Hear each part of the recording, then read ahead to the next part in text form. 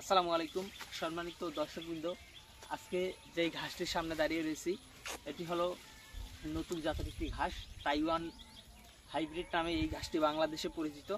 দর্শক, একেবারেই নতুন একটি ঘাস, যদিও আপনারা অনেকে হয়তো অনেকের ভিডিওতে এই ঘাস দেখে থাকবেন, কিংবা অনেকে একেবারে নতুন নাম শুনতে পারেন যে এই তাইওয়ান হাইব্রিড নামে বাংলাদেশে একটি ঘাস এসেছে।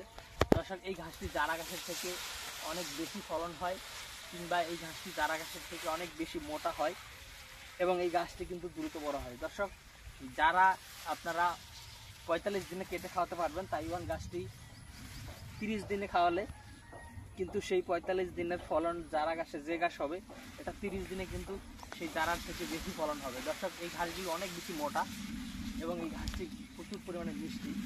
অন্যান্য ঘাসের তুলনায় যে পরিমাণ মোটা সেরকম কিন্তু শক্ত হয় না তাইওয়ান গাছগুলো। তো দর্শকবৃন্দ, আপনারা যদি এই তাইওয়ান হাইব্রিড এই ঘাসটি চাষ করতে চান, বর্তমানে আমাদের কাছে এই তাইওয়ান ঘাসের পরিপক্ক এবং ভালো মানের কাটিং রয়েছে। আপনারা চাইলে তাইওয়ান হাইব্রিড ঘাসের কাটিং সংগ্রহ করতে পারেন।